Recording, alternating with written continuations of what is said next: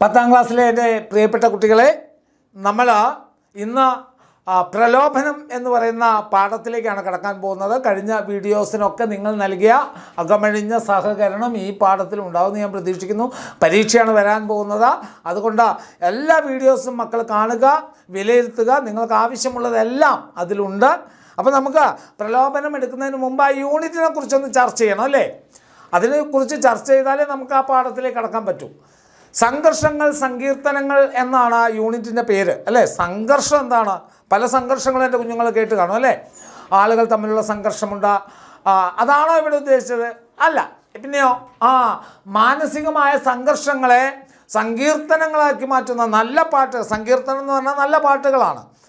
സംഘർഷങ്ങളെ, ആത്മസംഘർഷങ്ങളെ സങ്കീർത്തനങ്ങളാക്കാൻ കഴിയുമ്പോഴാണ് നമ്മൾ കവികളും എഴുത്തുകാരുമായി മാറുന്നത്. അതാണ് വേർഡ്സ്വർത്ത് പറഞ്ഞത്. എന്താ? ഏകാന്തതയിൽ അനുസ്മരിക്കപ്പെടുന്ന വികാരങ്ങളുടെ അനിയന്ത്രിത പ്രവാഹമാണ് കവിത എന്ന് വില്യം വേർഡ്സ്വർത്ത് പറഞ്ഞതും ഇതേ ആശയമാണ്. എന്താ? നമ്മുടെ ഉള്ളിൽ സംഘർഷങ്ങൾ ഉണ്ടാകുകയും ആ സംഘർഷങ്ങളെ സങ്കീർത്തനങ്ങളാക്കാൻ നമുക്ക് സാധിക്കുകയും ചെയ്യുമ്പോഴാണ് എന്താ ഉത്കൃഷ്ടമായ ശ്രേഷ്ഠമായ മികവുറ്റ സൃഷ്ടികൾ ഉണ്ടാകുന്നത്. അപ്പം നമുക്കിവിടെ നോക്കൂ. ഇവിടെ ഡോക്ടർ ഫൗസ്റ്റ് എന്ന് പറയുന്ന കൃതിയിൽ ഗൊയ്തെ എന്ന് പറയുന്ന വിശ്വവിഖ്യാതനായ ലോകപ്രശസ്തനായ ഇംഗ്ലീഷ് കവിയായ ഗൊയ്തെ പറഞ്ഞൊരു കാര്യമുണ്ട്. എന്താണ്? കല എത്ര ദീർഘം സാധനാലഭ്യം, ആവൂ ജീവിതം എത്ര ഹ്രസ്വതരം. എന്താണ് സാധനാലഭ്യം എന്ന് പറഞ്ഞാൽ തപസ്സിലൂടെ നേടുന്നത്. കല എന്ന് പറയുന്നത് ദീർഘമാണ്, വളരെ കാലം നിലനിൽക്കുന്നതാണ്. അതൊരു തരം തപസ്സിന് തുല്യമായ ഏകാന്തതയിൽ നിന്നും ലഭിക്കുന്നതാണ് അല്ലേ? എല്ലാ കവികളും അതാ ഞാൻ പറഞ്ഞ ഏകാന്തതയിൽ അനുസ്മരിക്കപ്പെടുമ്പോഴാണ് വികാരങ്ങളുടെ അനിയന്ത്രിത പ്രവാഹമുണ്ടാകുന്നത്. ആ വികാരങ്ങളല്ലേ എന്താണ്? ഓവർഫ്ലോ ഓഫ് ഇമോഷൻസ് അല്ലേ? ആ ഓവർഫ്ലോ ഓഫ് ഇമോഷൻസ് ആണ് യഥാർത്ഥത്തിൽ കവിത. ആ എന്താണ് ഏകാന്തതയിൽ ആ ഇമോഷൻസിൻ്റെ എന്താണ് തള്ളിക്കയറ്റം ഉണ്ടാകണമെങ്കിൽ നമ്മുടെ മനസ്സിന് തപസ്സിന് തുല്യമായ രീതിയിൽ നമ്മുടെ മനസ്സിനെ മാറ്റണം. അതാണ് ഇവിടെ പറഞ്ഞത്. കല എന്ന് പറയുന്നത് വളരെ കാലം നിലനിൽക്കുന്നതും തപസ്സിന് തുല്യമായ ഏകാന്തതയിൽ നിന്നും ലഭിക്കുന്നതുമാണ് അല്ലേ? കല ദീർഘമാണോ? അല്ലേ? കഥകളി എന്ന് പറയുന്ന കല ഇന്നും ജീവിച്ചിരിപ്പുണ്ട്. 18ാം നൂറ്റാണ്ടിൽ ഉണ്ടായ കഥകളി ഇന്നും നമ്മൾ കാണുന്നുവെങ്കിൽ കല ദീർഘം തന്നെയാണ്. എന്നാൽ കലാകാരന്മാരോ അവരുടെ ജീവിതമോ വളരെ ഹ്രസ്വതരമാണ്. തരം എന്ന വാക്കിന് വളരെ കുറഞ്ഞത്. തരം, തമം, തനം. നമ്മൾ ഗുഡ്, ബെറ്റർ, ബെസ്റ്റ് എന്ന് ഇംഗ്ലീഷിൽ പറയുന്നതിന് പകരമായി മലയാളത്തിൽ പറയുന്ന ഒരു വാക്കുകളാണ് തനം, തമം, തരം. Good, better, best. അതാണ് ഗുഡ്, ബെറ്റർ, ബെസ്റ്റ് എന്നതിന് പകരം മലയാളത്തിൽ പറയുന്ന വാക്കാണ് തമം, തനം, തരം. അപ്പോൾ ഹ്രസ്വതരം എന്ന് പറഞ്ഞാലോ വളരെ കുറച്ചുള്ളതാണ്. ജീവിതം എന്ന് പറയുന്നത് വളരെ കുറഞ്ഞതാണ്. എന്നാൽ കല എന്ന് പറയുന്നത് ദീർഘമാണ്, വളരെ കാലം നിലനിൽക്കുന്നതാണ്. മാത്രമല്ല അതെന്തിനു തുല്യമാണ്? തപസ്സിന് തുല്യമായ മാനസികാവസ്ഥയിൽ നിന്നുമുണ്ടാകുന്ന ഒന്നാണ്. അതാണ് ഇവിടെ പറഞ്ഞത്. ഗൊയ്തെ പറഞ്ഞതിൻ്റെ പൊരുൾ മനസ്സിലായ എൻ്റെ കുഞ്ഞുങ്ങൾക്ക് ക്ലിയർ ആണോ? ഓക്കെ ആണോ? എങ്കിൽ നമുക്ക് പ്രലോഭനത്തിലേക്ക് പോകാനുള്ള സമയമായി അല്ലേ? എൻ്റെ കുഞ്ഞുങ്ങൾക്ക് ഇത് മനസ്സിലായെങ്കിൽ നമ്മൾ എങ്ങോട്ട് പോകുന്നു? പ്രലോഭനത്തിലേക്ക് പോകുന്നു. പ്രലോഭനം എന്ന് പറയുന്നത് നളചരിതം എന്ന് പറയുന്ന ആട്ടക്കഥയിലെ 2ാം ദിവസത്തെ ഒരു ഭാഗമാണ് എൻ്റെ കുഞ്ഞുങ്ങൾക്ക് പഠിക്കാനുള്ളത്. കഥ എന്താണ് നളചരിതം? അത് 18ാം നൂറ്റാണ്ടിൽ ജീവിച്ചിരുന്ന ഉണ്ണായി വാര്യർ എന്ന് പറയുന്ന കവിയുടെ ലക്ഷണമൊത്ത ജനകീയമായ ആട്ടക്കഥയാണ് ഏതാ? നളചരിതം ആട്ടക്കഥ എന്ന് പറയുന്നത്. ഈ നളചരിതം എന്ന് പറയുന്ന കഥ മഹാഭാരതത്തിലൊരു കഥയാട്ടോ. മഹാഭാരതത്തിലെ ചെറിയൊരു കഥയാണ്. ചൂതുകളിയിൽ തോറ്റ് വനവാസത്തിന് പോയിരുന്ന പാണ്ഡവർക്ക് ആ വനത്തിൽ വെച്ച ബൃഹദ്വശൻ എന്ന് പറയുന്ന ഒരു മുനി പറഞ്ഞു കൊടുക്കുന്ന കഥയാണ് നളൻ്റെ കഥ. ആ കഥയെ മുൻനിർത്തിയാണ് ഉണ്ണായി വാര്യർ 4 ദിവസം കൊണ്ട് ആടി തീർക്കാവുന്ന ഒരു ആട്ടക്കഥയ്ക്ക് രൂപം കൊടുത്തത്. ആ ആട്ടക്കഥയുടെ പേരാണ് നളചരിതം ആട്ടക്കഥ എന്ന് പറയുന്നത്. കഥ വളരെ രത്നചുരുക്കമാക്കി എൻ്റെ കുഞ്ഞുങ്ങൾക്ക് പറഞ്ഞു തരാം. നിഷധ രാജ്യവും വിദർഭ രാജ്യവും തൊട്ടടുത്തടുത്ത രാജ്യങ്ങളായിരുന്നു. ആ രാജ്യങ്ങൾ തമ്മിൽ കച്ചവട ബന്ധമുണ്ടായിരുന്നു. അങ്ങനെ ഇരിക്കെ വിദർഭ രാജ്യത്തുള്ള ആളുകൾ നിഷധ രാജ്യത്ത് കച്ചവടത്തിന് വേണ്ടി വരുന്ന സമയത്ത് അവരെന്ത് ചെയ്യുന്നറിയോ? വിദർഭയുടെ രാജകുമാരിയായ ദമയന്തിയെക്കുറിച്ച് പുകഴ്ത്തി പറയുന്നു. അതുപോലെ തന്നെ നിഷധ രാജ്യത്തുള്ളവർ വിദർഭയിലെത്തുമ്പോൾ നളൻ എന്ന് പറഞ്ഞ രാജാവിൻ്റെ ഗുണഗണങ്ങളെക്കുറിച്ച് പറയുന്നു. ഇങ്ങനെ നളനും ദമയന്തിയും പരസ്പരം അറിയുന്നു. എങ്ങനെ? പരസ്പരം കാണുക പോലും ചെയ്യുന്നതിന് മുമ്പേ അറിയുന്നു. അങ്ങനെ അവർക്കുള്ളിൽ ഒരു ഇഷ്ടമുണ്ടാകുന്നു. ആ ഇഷ്ടം വളർന്ന പ്രണയമായി മാറുന്നു. അങ്ങനെ ഇരിക്കെ ദമയന്തിയുടെ സ്വയംവരം പ്രഖ്യാപിക്കുന്നു. സ്വയംവരമായിരുന്നു പണ്ടൊക്കെ വിവാഹം. സ്ത്രീകൾ അവർക്ക് ഇഷ്ടപ്പെട്ടവരെ സ്വീകരിക്കുന്ന രീതിയാണ് സ്വയംവരം എന്ന് പറയുക, അല്ലേ? ഇന്നൊക്കെ നമുക്ക് ചിന്തിക്കാൻ പറ്റുമോ അങ്ങനെ സ്ത്രീകൾക്ക് അവർക്ക് ഇഷ്ടപ്പെട്ട പുരുഷനെ സ്വീകരിക്കാൻ പറ്റുമെന്ന്? ഈ കഴിഞ്ഞ ദിവസം പോലെ എൻ്റെ കുഞ്ഞുങ്ങൾ കേട്ട വാർത്തയുണ്ടാകും, അല്ലേ? സ്വന്തം പിതാവ് അന്യമതസ്ഥനെ സ്നേഹിച്ചൊരു പെൺകുട്ടിയെ വിഷം കൊടുത്തു കൊന്ന അതിക്രൂരവും പൈശാചികവുമായ കഥകളൊക്കെ നമ്മൾ കേൾക്കുന്നുണ്ട്. പക്ഷേ അന്ന് രാജകുമാരിമാർക്ക് ഇഷ്ടപ്പെട്ടവരെ സ്വീകരിക്കാവുന്ന ആ ഒരു സ്വീകരിക്കുന്ന ചടങ്ങിന് പറയുന്ന പേരാണ് സ്വയംവരം എന്ന് പറയുന്നത്. അങ്ങനെ ദമയന്തിയുടെ സ്വയംവരം തീരുമാനിച്ചപ്പോൾ നളനെത്തുന്നു. നളനോടൊപ്പം തന്നെ ദേവേന്ദ്രനൊക്കെ എത്തുന്നുണ്ട്. ദേവലോകത്ത് നിന്ന് ദേവേന്ദ്രൻ വരെ എത്തുന്നുണ്ട്. എന്നാൽ ദേവേന്ദ്രനെയൊക്കെ മറികടന്നുകൊണ്ട് നളനെയാണ് ദമയന്തി സ്വീകരിക്കുന്നത്. അങ്ങനെ വിവാഹം കഴിഞ്ഞു. ആ വിവാഹമൊക്കെ കഴിഞ്ഞ് ദേവേന്ദ്രൻ തിരിച്ച് ദേവലോകത്തേക്ക് മടങ്ങും വഴി അവിടെ വെച്ച് കലി, ദ്വാപരൻ എന്നീ രണ്ടുപേരെ കാണുന്നു. രണ്ടുപേരും ആത്മമിത്രങ്ങളാണ്, കലിയും ദ്വാപരനും. രണ്ടും ദുഷ്ടശക്തികളാണ്, സ്വാർത്ഥ ചിന്തയുള്ള ദുഷ്ടശക്തികളാണ്. അങ്ങനെ ദേവേന്ദ്രൻ ദേവലോകത്തേക്ക് പോകുമ്പോൾ കലിയും ദ്വാപരനും ഭൂമിയിലേക്ക് വരികയാണ്. ഇടയ്ക്ക് വെച്ച് അവർ തമ്മിൽ കണ്ടുമുട്ടുന്നു. അവർ കണ്ടുമുട്ടുമ്പോൾ ദേവേന്ദ്രൻ ചോദിക്കുകയാണ്, ദേവേന്ദ്രൻ ചോദിക്കുകയാണ്, അല്ലയോ കലി, നീ എങ്ങോട്ടാണ് പോകുന്നത്? അപ്പോൾ ദേവേന്ദ്രൻ ചോദിക്കും, നിങ്ങൾ എവിടുന്നാണ് വരുന്നത്?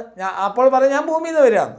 അങ്ങനെ ദ്വാപരൻ പറയും, ഞാൻ ഭൂമിയിലേക്ക് പോവുകയാണ്. അവിടെ ദമയന്തി എന്ന് പറയുന്ന ഒരു പെൺകുട്ടിയുടെ വിവാഹം സ്വയംവരം നടക്കുന്നുണ്ട്. അവളെ കൂട്ടിക്കൊണ്ടു പോരാൻ വേണ്ടിയിട്ടാണ് ഞാൻ പോകുന്നത്. കാരണം എൻ്റെ കയ്യിൽ എനിക്ക് ഒരുപാട് സൈന്യവും ബലവും ഒക്കെ ഉള്ളത് കൊണ്ട് അവൾ എന്നെ സ്വീകരിക്കുമെന്നുള്ളത് ഉറപ്പാണ് എന്നൊക്കെ പറഞ്ഞ സമയത്ത് ദേവേന്ദ്രൻ പറയാണ്, നീ ഇനി അങ്ങോട്ട് പോയിട്ട് കാര്യമില്ല.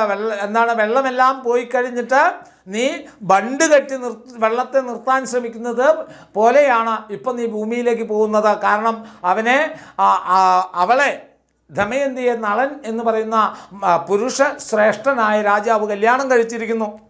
ഇത് കേട്ടപ്പോൾ കലിയാകെ കുപിതനാകുന്നു. അദ്ദേഹം പറയുകയാണ് ദേവേന്ദ്രനോട്, നിങ്ങൾ ദേവന്മാരൊക്കെ അവിടെ പോയിട്ട് മനുഷ്യനെയാണോ അവൾ സ്വീകരിച്ചിരിക്കുന്നത്? നിങ്ങൾക്ക് ഭക്ഷണവും കഴിച്ച് പോകാം, നിങ്ങൾക്കത് നഷ്ടപ്പെട്ട് ദുഃഖം ഉണ്ടാവില്ല. പക്ഷേ എനിക്ക് അങ്ങനെ വെറുമൊരു മനുഷ്യനെ സ്വീകരിച്ച ദമയന്തിയോട് കടുത്ത വിരോധമുണ്ട്. അതുകൊണ്ട് ഞാൻ അവരെ പിണക്കി അകറ്റും, രാജ്യത്തു നിന്നും അവരെ അകറ്റും എന്ന് ശപഥം ചെയ്തുകൊണ്ട് അവിടെ ഭൂമിയിലേക്ക് പ്രവേശിക്കുകയാണ്. ആ ഭൂമിയിലേക്ക് പ്രവേശിക്കുന്ന ആ ഭാഗം തൊട്ടാണ് നമുക്ക് പഠിക്കാനുള്ളതെന്നുള്ളത് ഓർത്ത് വെക്കുക. നളനെയും ദമയന്തിയെയും ഇല്ലാതെയാക്കാൻ വേണ്ടി എന്ത് ചെയ്യുകയാണ്?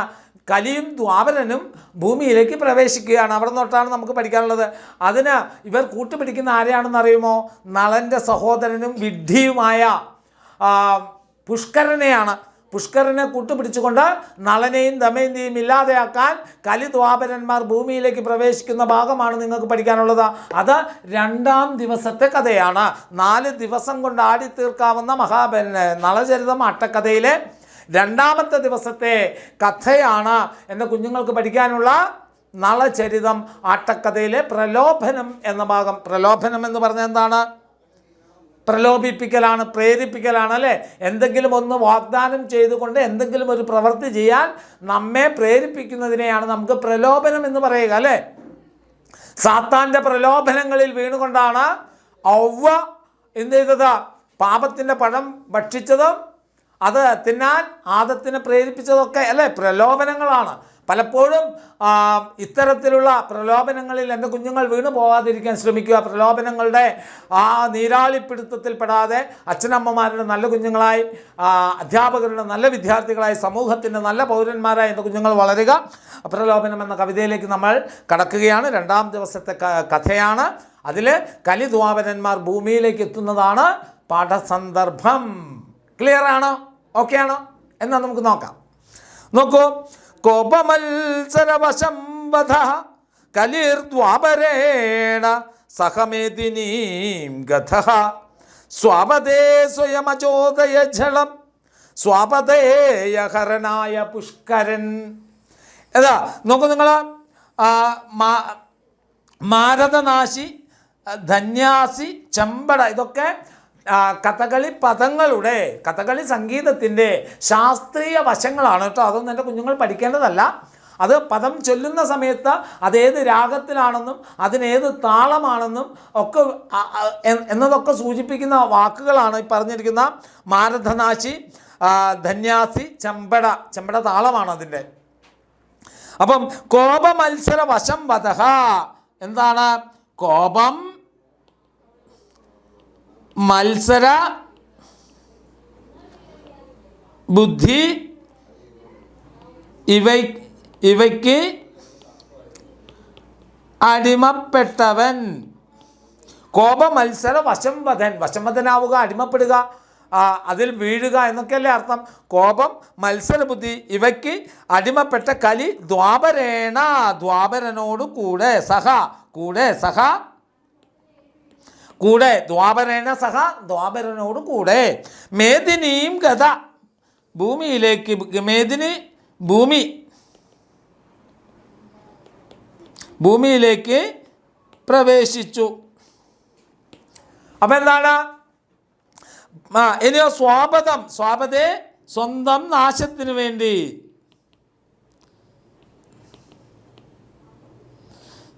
സ്വന്തം നാശത്തിനായി, സ്വാപത്തെ സ്വയം അചോദയ ജലം, ജലം വിഡ്ഢിയാണ്. എന്താണ്?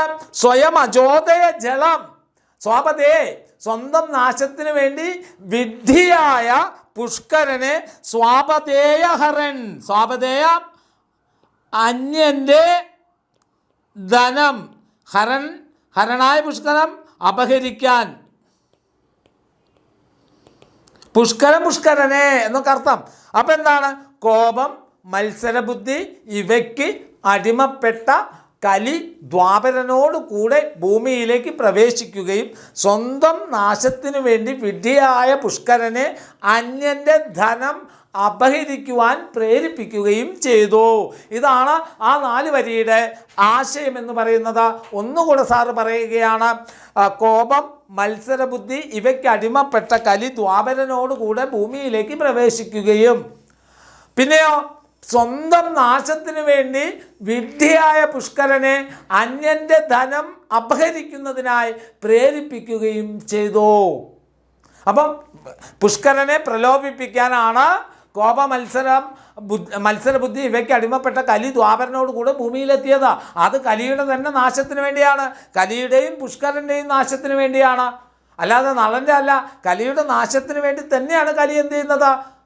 ഭൂമിയിലേക്ക് പ്രവേശിക്കുന്നത്. കാരണം വട്ടി കൊടുത്ത് അടി വാങ്ങുക എന്നൊക്കെ പറഞ്ഞതുപോലെ അങ്ങോട്ട് ചെന്ന് നാശത്തിലേക്ക് വീഴുകയാണ്. അങ്ങനെ വീഴുന്നവർ ആരാണെന്നുള്ളത് ഞാൻ പറയേണ്ടതില്ലല്ലോ, അല്ലേ? മറ്റുള്ളവനെ തകർക്കാൻ വേണ്ടി നമ്മൾ എന്തൊക്കെ ശ്രമിക്കുന്നു അപ്പോഴൊക്കെ നമുക്ക് ഇത്തരത്തിലുള്ള വീഴ്ചകൾ സംഭവിക്കുന്നുള്ളതിൻ്റെ ഏറ്റവും വലിയ ഉദാഹരണം കൂടിയാണ് കലിയും പുഷ്കരനും. അപ്പോൾ നമുക്ക് ക്ലിയർ ആണോ മക്കൾക്ക്? കോപം, മത്സരബുദ്ധി ഇവയ്ക്ക് അടിമപ്പെട്ട കലി ദ്വാപരനോട് കൂടെ ഭൂമിയിൽ പ്രവേശിക്കുകയും സ്വന്തം നാശത്തിനു വേണ്ടി വിഡ്ഢിയായ പുഷ്കരനെ അന്യൻ്റെ ധനം അപഹരിക്കുന്നതിനായി പ്രേരിപ്പിക്കുകയും ചെയ്തു. ക്ലിയർ ആണോ? ഇനി നോക്കൂ. അപ്പോൾ പുഷ്കരൻ അവരെ കണ്ടു. ഈ 2 പേർ കൊട്ടാരത്തിലേക്ക് വരികയും പുഷ്കരൻ്റെ അരികിൽ വരികയും ചെയ്തു. അപ്പോൾ അവരെ കണ്ടു. അവരെ കണ്ടപ്പോൾ ചോദിക്കുകയാണ്, അരികിൽ വന്നു നിന്നതാരെന്തഭിമതം അഖിലമാശു ചൊൽക. എന്താണ് അരികിൽ വന്നു നിന്നത്? ആരാണ്? എന്താണ് അഭിമതം? അഭിമതം ആഗ്രഹം. എന്താണ് നിങ്ങളുടെ ആഗ്രഹം? അഖിലമാശു,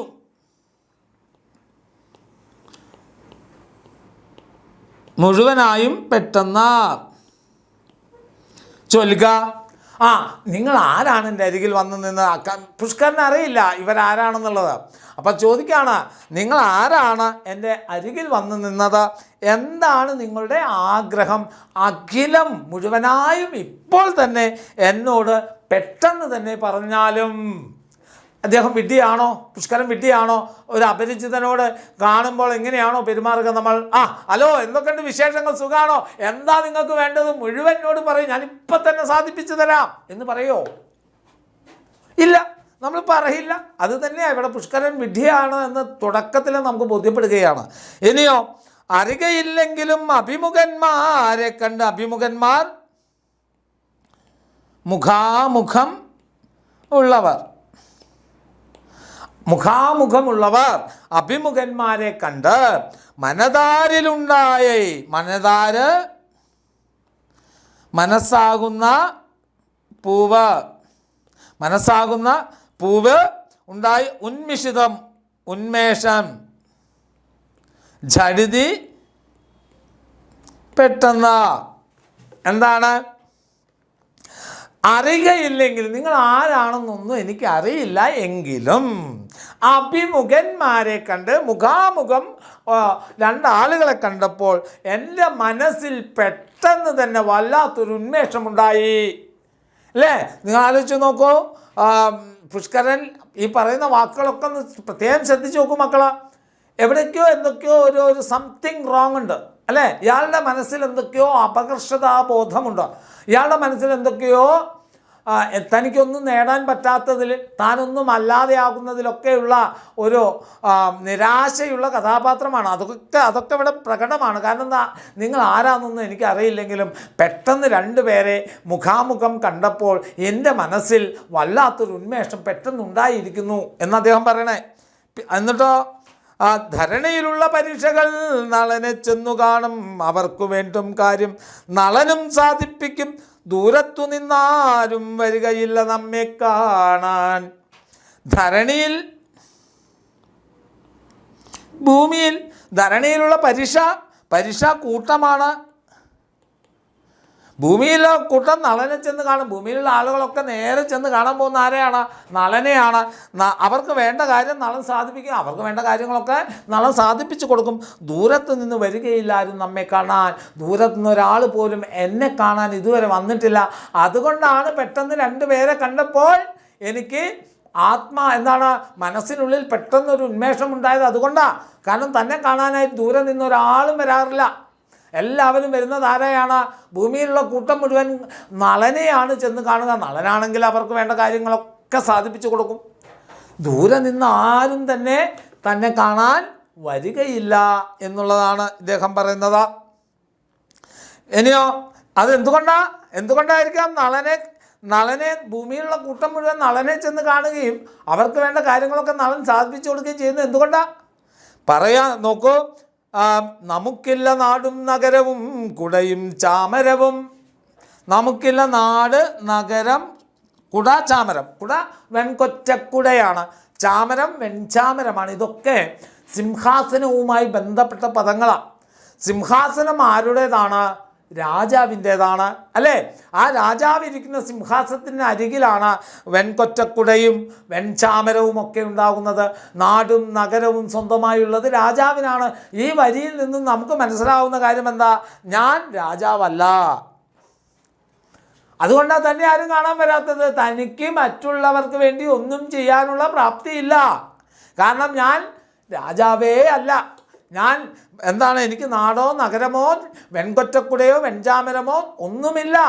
അമിത്രവീരന്മാരെ അമർക്കും വൻപടയും. അമിത്രവീരന്മാർ വലിയ ശത്രു സൈന്യം. അമിത്രൻ ശത്രുവാണ്, മിത്രമല്ലാത്തവൻ ശത്രുവാണ്. അമിത്ര വീരന്മാർ വീരന്മാരായ ശത്രു സൈന്യം. അവരെ അമർക്കുക,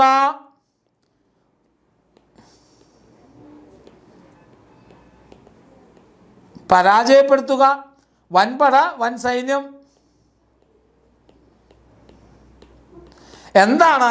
എനിക്ക് നാടോ നഗരമോ വെൺകൊറ്റക്കുടയോ വെഞ്ചാമരമോ ഒന്നുമില്ല, ഞാൻ രാജാവല്ല. പിന്നെയോ എന്തുകൂടിയില്ല? അമിത്രവീരൻ വലിയ ശത്രു സൈന്യത്തെ പരാജയപ്പെടുത്താൻ പോന്ന ഒരു സൈന്യബലവും എനിക്കില്ല.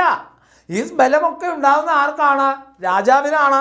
രാജാവിനാണ് ഇത്തരത്തിലുള്ള എല്ലാവിധ സൈന്യ സന്നാഹങ്ങളും ഉണ്ടാവുക രാജാവിനാ. അതുകൊണ്ട് താൻ ആരല്ല? രാജാവേ അല്ല. അതാണ് ഇവിടെ പറയുന്നത്. ബാഹുജൻ എന്നേയുള്ളൂ. ബാഹുജൻ ക്ഷത്രിയൻ. നമുക്കുള്ളു മുറ്റും തെളിഞ്ഞ്. എനിക്ക് ആകെ തെളിഞ്ഞിങ്ങനെ കാണാനുള്ളതെന്ന് മാത്രമാണ്. ക്ഷത്രിയൻ എന്നൊരു പേര് മാത്രമേ എനിക്കുള്ളൂ, അതല്ലാതെ എനിക്ക് എന്തില്ല? ഇവ പറഞ്ഞതൊന്നും എനിക്കില്ല. ഇവിടെയൊക്കെ കടുത്ത നിരാശയിലുള്ള കഥാപാത്രമാണ് പുഷ്കരൻ. നമുക്ക് ആരെയാണ് പെട്ടെന്ന് പ്രലോഭിപ്പിക്കാൻ കഴിയുക? പെട്ടെന്ന് നമുക്ക് പ്രലോഭിപ്പിക്കാൻ കഴിയുന്നത് ആരെയാണ്? മക്കൾ പറഞ്ഞ ആരെയാണ്? അതെ, നിരാശാബോധമുള്ള, മനസ്സിൽ നിരാശയുള്ളവന് മാത്രമേ നമുക്ക് പ്രലോഭിപ്പിക്കാൻ കഴിയൂ. ഒരു സാധനം കിട്ടില്ല എന്ന് പറയുന്നവനെ മാത്രമേ നമുക്കത് കിട്ടുമെന്ന് പറഞ്ഞുകൊണ്ട് പ്രലോഭിപ്പിക്കാൻ കഴിയൂ. എൻ്റെ കുഞ്ഞുങ്ങളിപ്പം A+ കിട്ടില്ല എന്ന നിരാശയിലാണെങ്കിൽ നിങ്ങളോട് ഒരാൾ പറയാണ്, ഞാനിങ്ങനെ ഒരു പൂജ സംഘടിപ്പിക്കാം, ആ പൂജ സംഘടിപ്പിച്ചാൽ നിങ്ങൾക്ക് A+ കിട്ടും, അതിന് ഇത്ര പൈസ ചിലവുണ്ടെന്ന് പറഞ്ഞാൽ ചിലർ കൊടുക്കും. എന്തുകൊണ്ടാണ്? A+ കിട്ടില്ല എന്ന നിരാശയുണ്ട്. അത് കിട്ടാൻ വേണ്ടി എന്നും ചെയ്യുന്ന മാനസികാവസ്ഥയുമുണ്ട്. അങ്ങനെയുള്ള നിരാശയുള്ളിടത്ത് മാത്രമേ പ്രലോഭനങ്ങൾ നടക്കുകയുള്ളൂ. അതിനൊരു ഉദാഹരണം കൂടെ എൻ്റെ കുഞ്ഞുങ്ങൾക്ക് പറയാം. കോഴിക്കോട് ജില്ലയിലൊരു പ്രദേശത്ത് ജ്യേഷ്ഠൻ ഗൾഫിൽ പോയി ഒരുപാട് ധനമൊക്കെ സമ്പാദിച്ച് വന്ന സമയത്ത് അനിയന് അത് വലിയ കടുത്ത നിരാശയായി. ജ്യേഷ്ഠൻ വലിയ വീട് വെക്കുന്നു, എന്തു ചെയ്യുമെന്നറിയാതെ നിൽക്കുമ്പോൾ അയാൾക്ക് മന്ത്രവാദത്തിലേക്കൊക്കെ ചെറിയൊരു ചായ്വ് വരികയാണ്. മന്ത്രവാദിയോട് ചോദിക്കുകയാണ്. ഒരു മന്ത്രവാദിയെ ചെന്ന് കാണുന്നു. പെട്ടെന്ന് പണക്കാരനാവാനുള്ള വഴികൾ അന്വേഷിക്കുന്നു. അപ്പോൾ മന്ത്രവാദി അദ്ദേഹത്തോട് പറയുകയാണ്, പ്രിയമുള്ളവനെ, അങ്ങയുടെ പറമ്പിൽ മുൻകാലത്ത് ജീവിച്ചിരുന്ന ഏതോ വലിയ കുടുംബം കുറേ സ്വർണത്തിൻ്റെ ചേന രൂപത്തിലാക്കി മണ്ണിൽ കുഴിച്ചിട്ടിട്ടുണ്ട്. അതെടുക്കാൻ ഒരു പൂജ നടത്തി കഴിഞ്ഞാൽ അതെടുത്താൽ നിങ്ങൾ വലിയ കോടീശ്വരന്മാരാകും. ആ പൂജയ്ക്ക് 5 ലക്ഷം രൂപ ചിലവാകുമെന്ന് പറയുന്നു. അങ്ങനെ പണം കിട്ടാനുള്ള വ്യഗ്രത കൊണ്ട്, പണക്കാരനാവാനുള്ള കൊതി കൊണ്ട് തൻ്റെ ജ്യേഷ്ഠൻ വലുതായതിലുള്ള നിരാശയുള്ള അനുജൻ എന്ത് ചെയ്തു? 5 ലക്ഷം രൂപ കടമെടുത്തും ഭാര്യയുടെ സ്വർണ്ണാഭരണങ്ങളൊക്കെ കൊടുത്തും ആ മന്ത്രവാദിയെ കൊണ്ട് ആ പൂജ നടത്തിക്കുന്നു. മന്ത്രവാദി പണവും സ്വർണവുമായി കടന്നു കളയുന്നു. പിറ്റേന്ന് അവർ പറമ്പ് മുഴുവൻ കൊത്തിക്കിളയ്ക്കുന്നു. എന്നാൽ നട്ട സാധാ ചേന പോലും ആ മണ്ണിൽ നിന്നും കിട്ടിയില്ല എന്നാണ്. എന്തുകൊണ്ടാണ്? നിരാശയുള്ള മനസ്സിൽ നിന്ന് മാത്രമേ പ്രലോഭനങ്ങൾക്ക് സാധ്യതയുള്ളൂ. അപ്പോൾ ഇവിടെ കലി എന്ന് പറയുന്ന കഥാപാത്രം കടുത്ത നിരാശയിലാണ്. ആ കടുത്ത നിരാശ ഉള്ളപ്പോൾ മാത്രമാണ് പുഷ്കരനെ ആ കടുത്ത നിരാശയുള്ള പുഷ്കരനെ പെട്ടെന്ന് പ്രലോഭനങ്ങളിൽ വീഴ്ത്താമെന്ന് കലിക്ക് ഉറപ്പിക്കാൻ പറ്റുന്ന വിധത്തിലാണ് പുഷ്കരൻ്റെ സംഭാഷണങ്ങളെല്ലാം വരുന്നത്. മനസ്സിലായില്ലേ? ഇനി നോക്കൂ, അടുത്ത് നോക്കൂ. പഴുതേ ഞാൻ എന്തേ പല വക പറഞ്ഞു കേൾപ്പിക്കുന്നു, പഴുതേ വെറുതെ. ഞാനെന്തിനാ വെറുതെ നിങ്ങളോട് പല കാര്യങ്ങളും വെറുതെ പറഞ്ഞു? നോക്കൂ, ഇത് പറഞ്ഞതൊന്നും നോക്കൂ. എല്ലാം പറഞ്ഞു കഴിഞ്ഞിട്ടാണ് ഇദ്ദേഹം ചോദിക്കുന്നത്, ഞാൻ എന്തിനാ അതൊക്കെ നിങ്ങളോട് പറയുന്നതെന്ന്. എന്നാൽ പിന്നെ ആദ്യം പറയാതിരുന്നാൽ പോരെ, അല്ലേ? അതും വിഡ്ഢിയുടെ ലക്ഷണമാണ്. അപ്പോൾ തികഞ്ഞ വിഡ്ഢിയാണ് ഇദ്ദേഹം എന്നതിൻ്റെ ലക്ഷണമാണത്. ഞാൻ എന്തിനാണ് വെറുതെ നിങ്ങളോട് പല പറഞ്ഞു കേൾപ്പിക്കുന്നത്? നളന് വേറെ കർമ്മം, നമുക്ക് കർമ്മം വേറെ. നളൻ്റെയും എൻ്റെയും കർമ്മങ്ങൾ വേറെ വേറെയാണ്. അതുകൊണ്ട് ഞാൻ എന്തിനാണ് നിങ്ങളോട് പലവിധം പറഞ്ഞു കേൾപ്പിക്കുന്നത്? നമ്മെക്കൊണ്ടെന്തുപകാരം നിങ്ങൾക്കെന്തെന്നു വേണ്ടു. ഇതൊക്കെ പോട്ടെ, ഞാനെന്തിനാണ് നിങ്ങളോട് പലവിധ കാര്യങ്ങൾ വെറുതെ പറയുന്നത്? തൻ്റെയും നളൻ്റെയും കർമ്മങ്ങൾ വേറെയാണ്. തൻ്റേത് സാധാ മനുഷ്യൻ്റെ കർമ്മമാണെങ്കിൽ നളൻ്റേത് രാജാവിൻ്റെ കർമ്മമാണ്. അതുകൊണ്ട് ഞാൻ എന്തിനാണ് വെറുതെ ആവശ്യമില്ലാത്ത പറയുന്നത്? എന്താണ് ഞാൻ നിങ്ങൾക്ക് ചെയ്തു തരേണ്ടത് അത് മാത്രം ഇങ്ങോട്ട് പറഞ്ഞാൽ മതി, മറ്റൊന്നും എനിക്ക് കേൾക്കേണ്ടതില്ല. മനസ്സിലായ അത്രയും മക്കൾക്ക്?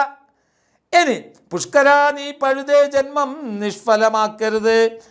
പഴുതേ അല്ലേ, രണ്ട് ഭാഗത്തും പഴുതേ തന്നിട്ടുണ്ട്. ചിലപ്പോൾ നിങ്ങളോട് ഇത് അടിവരയിട്ട പദങ്ങളുടെ അർത്ഥ സാധ്യതകൾ ചോദിക്കും.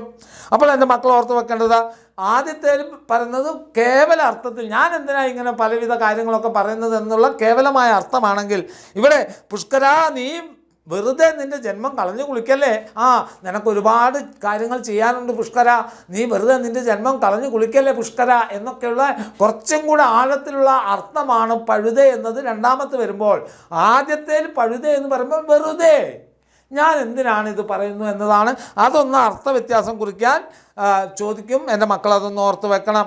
ദുഷ്കരമായിട്ടൊന്നുമില്ല കേൾ മത്സഹായമുണ്ടെങ്കിലേവനും. നോക്കൂ, പ്രലോഭനത്തിൻ്റെ ആദ്യ അങ്കുരം ഇട്ട് കഴിഞ്ഞു. ആദ്യത്തെ മുട്ട കലി പുഷ്കരന് വെച്ച് നീട്ടി. ഞാനെന്ത് ദുഷ്കരം ബുദ്ധിമുട്ട് നിറഞ്ഞതാ.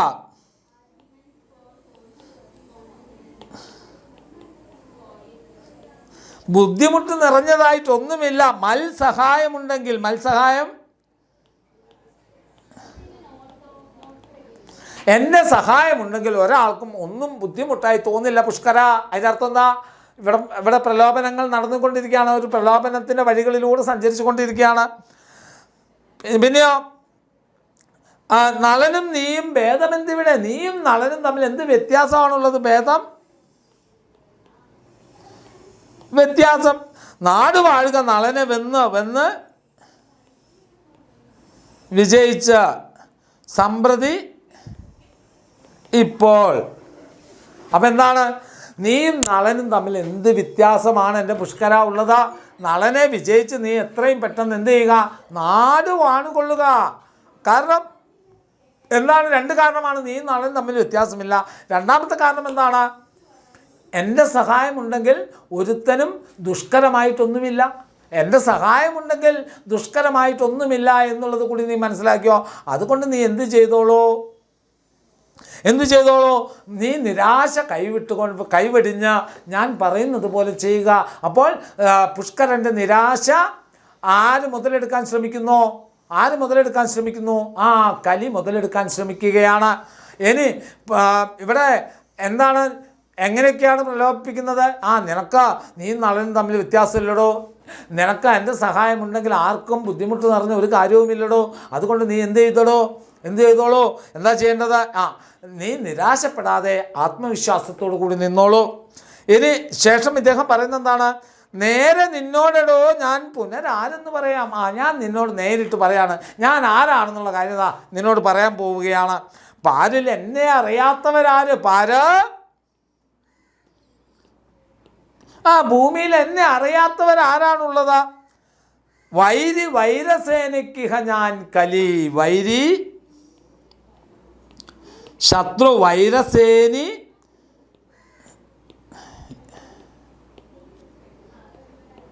വീരസേനൻ്റെ പുത്രൻ. അതായത് ആരാണ്? നളനും പുഷ്കരനും ആരെന്നെയാ? വീരസേനൻ്റെ മകൻ തന്നെയാ. അപ്പോൾ വൈരസേനി എന്ന് ഇവിടെ ഉദ്ദേശിച്ചത് ആരെയാ? നളനെയാ. അപ്പോൾ ഞാൻ നളൻ്റെ ശത്രുവാണ്, എൻ്റെ പേര് കലി എന്നാണ്. അപ്പോൾ നിന്നോട് ഞാനിതാ മോനെ കാര്യങ്ങൾ പറയാൻ പോവുകയാണ്. നിന്നോട് നേരിട്ട് പറയാണ്, ഈ ഭൂമിയിൽ എന്നെ അറിയാത്തവരാരുമില്ല. ഞാൻ വീരസേന പുത്രനായ നളൻ്റെ ശത്രുവാണ്, എൻ്റെ പേര് കലി എന്നാണ്. നളനും നീയും. പിന്നെയോ തവ ഞാൻ മിത്രം. തവ നിൻ്റെ മിത്രമാണ് ഞാൻ. കാരണം എന്തുകൊണ്ടാണ്? ഇവിടെ ഒരു ചൊല്ല് നമുക്കറിയാം. ശത്രുവിൻ്റെ ശത്രു മിത്രം അല്ലേ? ശത്രുവിൻ്റെ ശത്രു മിത്രമാണ്. പുഷ്കരൻ നളൻ്റെ ശത്രുവാണ്, കലിയും നളൻ്റെ ശത്രുവാണ്. പക്ഷേ അപ്പോൾ ശത്രുവും ഒന്നിക്കുമ്പോൾ മിത്രങ്ങളാകും. കാരണം അവർക്ക് രണ്ടുപേർക്കും കോമൺ ആയിട്ടൊരു ശത്രുവാണ് ഉള്ളത് അല്ലേ? അതാണ് ശത്രുവിൻ്റെ ശത്രു മിത്രം എന്ന് പറയുന്നത്.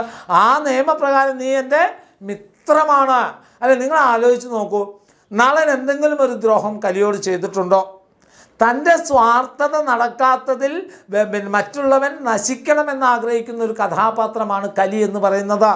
തനിക്ക് കിട്ടാത്ത മറ്റുള്ളവനും കിട്ടരുത്. അങ്ങനെ എങ്ങാനും കിട്ടിക്കഴിഞ്ഞാൽ അവനെ വേരോടെ നശിപ്പിച്ച് കളയണമെന്ന് ആഗ്രഹിക്കുന്ന സ്വാർത്ഥതയുടെ കുടില ചിന്തയുടെ ദുഷ്ടമനോഭാവത്തിൻ്റെ പ്രതിബിംബമാണ്, പ്രതിരൂപമാണ് ആര്? കലി എന്ന് പറയുന്ന കഥാപാത്രം.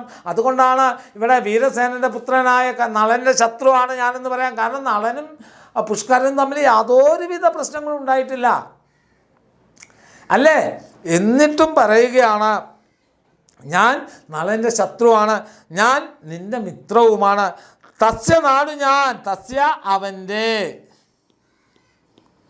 അവൻ്റെ നാട് ഞാൻ തേ നിനക്ക്, അവൻ്റെ നാടാ ഞാൻ നിനക്ക് തരാൻ പോവുകയാണ്. ചൂത് പോരുക, ചൂത് കളിക്കാൻ അവനെ വിളിച്ച് നീയും പോന്നോളൂ. അവനോടൊപ്പം ചൂത് കളിച്ച് നീ അവൻ്റെ രാജ്യമൊക്കെ സ്വന്തമാക്കിക്കോ, കാരണം നിൻ്റെ കൂടെ ഞാനുണ്ട്. അവൻ്റെ നാടും സർവ്വധാന്യങ്ങളും ധനവും ധാന്യവും എല്ലാം ഞാൻ നിനക്ക് വാങ്ങിത്തരാം. അതിനുവേണ്ടി നീ ചെയ്യേണ്ടത് എന്ത് മാത്രമാണ്? അവനെ ചൂത് കളിക്കാൻ വിളിക്കുക മാത്രമാണ് നീ ചെയ്യേണ്ടത്.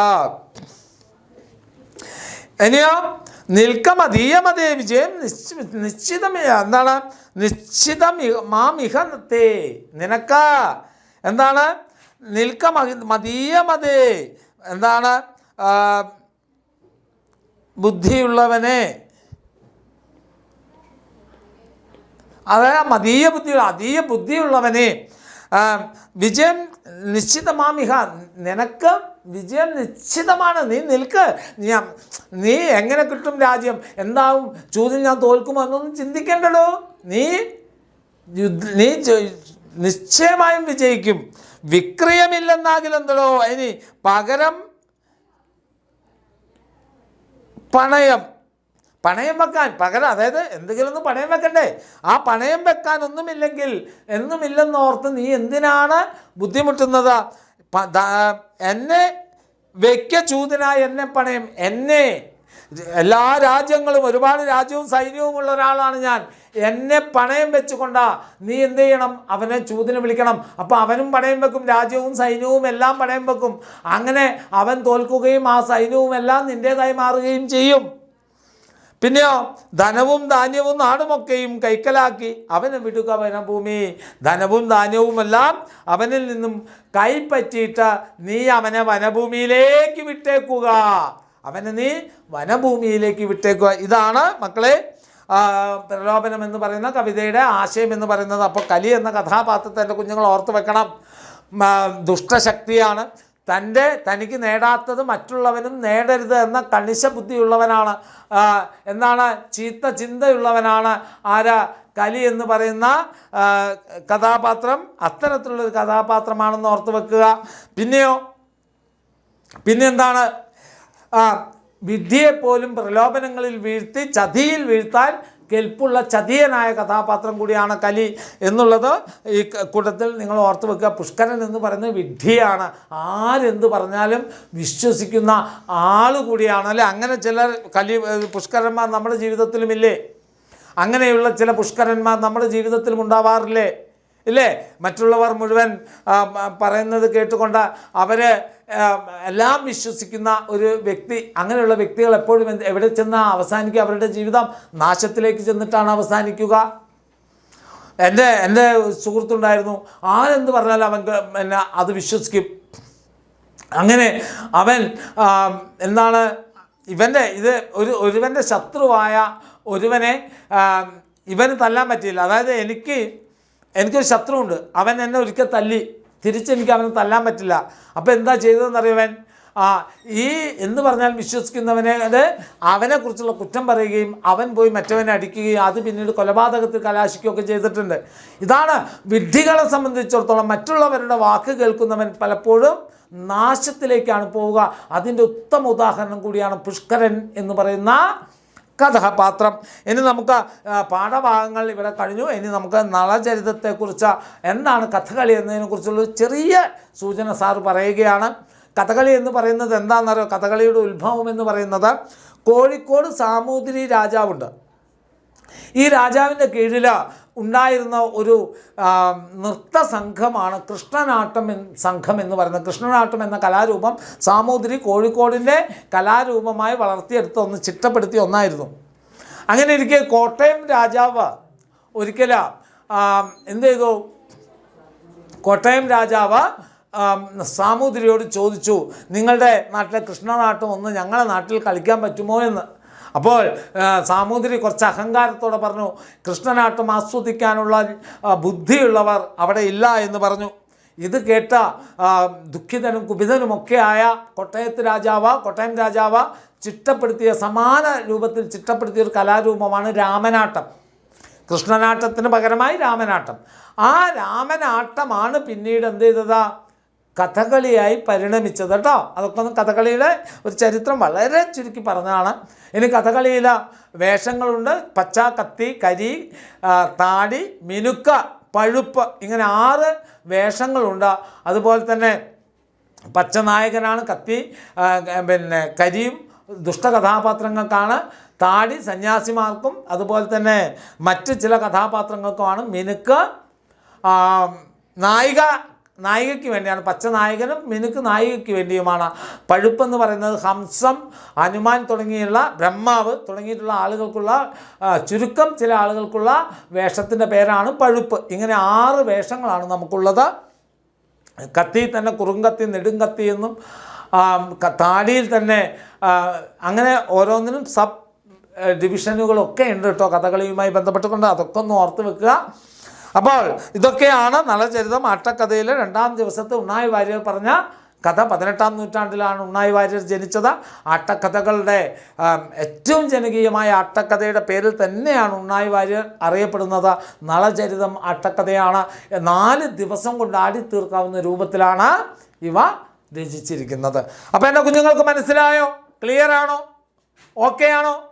ഓക്കെ മക്കളെ, എങ്കിൽ നമുക്ക് അടുത്ത പാഠവുമായി അടുത്ത വീഡിയോയിൽ വീണ്ടും കാണാം. എല്ലാവരും വീഡിയോ കാണണേ. വീഡിയോ കണ്ടിട്ട് നിങ്ങളുടെ കമൻറ്റുകളൊക്കെ വളരെ കുറവാണ്. നല്ല കമൻറ്റുകളൊക്കെ പറയുമ്പോൾ സാറിന് വീണ്ടും എടുക്കാനുള്ള ഒരു പ്രചോദനമാണ്. എൻ്റെ മക്കളല്ലേ, എൻ്റെ കുഞ്ഞുങ്ങളല്ലേ, നിങ്ങളോടല്ലേ നമ്മൾ കമൻറ്റ് ചെയ്യാനും ലൈക്ക് ചെയ്യാനൊക്കെ പറയേണ്ടത്. നിങ്ങളൊക്കെ ചെയ്യുമ്പോഴല്ലേ നമുക്കൊരു സന്തോഷമുണ്ടാകുന്നത്. അപ്പോൾ മാക്സിമം കാണുക, ഷെയർ ചെയ്യുക. ഓക്കെ, അപ്പം വീണ്ടും കാണാം. അതുവരയ്ക്കും ബായ് മക്കളെ.